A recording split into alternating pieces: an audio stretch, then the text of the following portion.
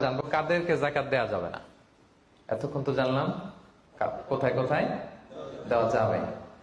এবার শুনবো কাদের দেওয়া যাবে না। 1 নম্বর, হাশিমি খানদানের কাউকে দেওয়া যাবে না। বানু হাশিম মানে রাসূলুল্লাহ সাল্লাল্লাহু আলাইহি ওয়াসাল্লামের বংশধর। আমাদের একটা বংশ আছে না, কেউ মুন্সি বংশ, কেউ চৌধুরী বংশ, কেউ ওই বংশ। রাসূল সাল্লাল্লাহু আলাইহি ওয়াসাল্লামের বংশের নাম কি?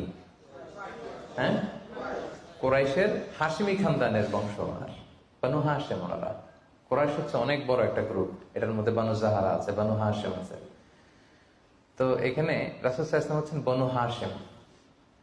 বনু হাশিমের লিনিয়েজে যারা আসবে, আপনি যদি জানতে পারেন তিনি বনু হাশিম, আপনি যাকাত দিতে পারবেন না, ওনারা যাকাত খেতে পারবে না। তাদের মধ্যে এখন যদি কেউ গরিব থাকে, আপনি অন্য ফান্ড থেকে দিবেন, এমনি চ্যারিটি করবেন, কিন্তু যাকাতের টাকা আমাদেরকে দেওয়া যাবে না, যেহেতু নবীর বংশের সম্মানিত। যাকাতের খেজুর একবার মদিনায় স্তূপ করে রাখা।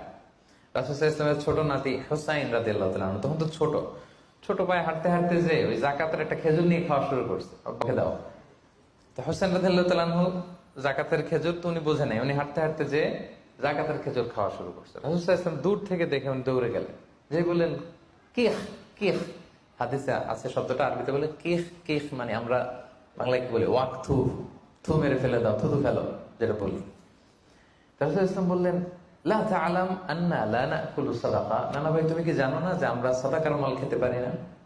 নাতিকে শিক্ষা দিচ্ছে, এডুকেট করছে যে হুসাইন, তুমি কি জানো না যে আমরা সাদাকার মাল খেতে পারি না, আমরা তো বানু হাশিম। এবং রাসূল সাল্লাল্লাহু আলাইহি ওয়াসাল্লাম জোর করে ওই খেজুরটা বের করে দিলেন মুখ থেকে। তাহলে বনু হাশিমের কাউকে দেওয়া যাবে না।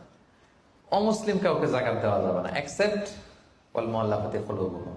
যদি এই ইস্যু হয় যে এটা দিলে ইসলামের প্রতি তার একটা আকর্ষণ বাড়বে, এরকম হলে দিতে পারবেন, ইন জেনারেলি দেওয়া যাবে না। 3 নম্বর হচ্ছে ধনী কাউকে যাকাত দেওয়া যাবে না। যার টাকা আছে এরা যাকাত দেওয়া যাবে, পয়সাওয়ালা কাউকে না। তবে এখানে এক্সেপশন হচ্ছে ওই যে ওয়ালা আমিলিনা আলাইহা, সেন্টারে যদি জব করে স্যালারি দেওয়া যাবে। পথিক হয়ে যদি নিঃস্ব হয়ে যায়, আসলে ধনী, তো রাস্তায় টাকা পয়সা হারাই ফেলছে, তাকে দেওয়া যাবে। আল্লাহ রাস্তায় জেহাদ করতেছে, ধনী, কিন্তু জেহাদের সামগ্রীর মধ্যে যদি যাকাতের সম্পদের কিছু থাকে, ওটাও নিয়োগ করতে পারবে। 4 নাম্বার, ঔরস জাত সম্পর্কের কাউরে যাকাত দেওয়া যায় না। হ্যাঁ, আপনার বাবা, আপনার মা, আপনার নানা নানি, দাদা দাদি, যত উপরে যাক, এদেরকে আপনি যাকাত দিতে পারবেন না। আপনার নিচের যারা, আপনার ছেলে মেয়ে, আপনার নাতি নাতনি, এদের ছেলে মেয়ে ছেলে মেয়ে ছেলে মেয়ে যত যাবে, যত নিচে যাক, যাকাত দিতে পারবেন না। গেল। 5 নাম্বার হচ্ছে স্বামী তার স্ত্রীকে যাকাত দিতে পারবে না। কেন? কারণ স্ত্রীর ভরণ পোষণ দেয়া স্বামীর জন্য কি ফরজ বা ওয়াজিব।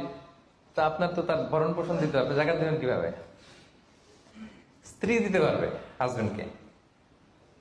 ইন এনি কেস, আসলে হাজবেন্ড ওয়াইফের মধ্যে যাকাত দেওয়ার সম্পর্ক নাকি? তো ভালোবাসার সম্পর্ক। স্বামী স্ত্রীর মধ্যে তো ভালোবাসার সম্পর্ক। তো ইন এনি কেস ইসলাম বলে যে প্রত্যেকে কিন্তু ইন্ডিভিজুয়াল। একটা জিনিস খেয়াল রাখবেন, আপনি আর ভাবির যাকাত কিন্তু একসাথে হবে না, বুঝতে পারছেন? ভাবির যাকাত ভাবি দিবে, আপনার যাকাত আপনি দিবেন। ইসলামে প্রত্যেককে আলাদা ইন্ডিভিজুয়াল হিসেবে আল্লাহর কাছে দাঁড়াইতে হবে। নামাজের হিসাব যেমনি আমার আলাদা, আমার বউয়ের আলাদা, যাকাতেরটাও আমার আলাদা, আমার স্ত্রীর আলাদা। অনুরূপ ভাবে যাদের ভরণ পোষণের দায়িত্ব আপনার কাঁধের উপর, তাদেরকে আপনি যাকাত দিতে পারবেন না, কারণ এটা আপনার দায়িত্ব, এজন্য পারবেন।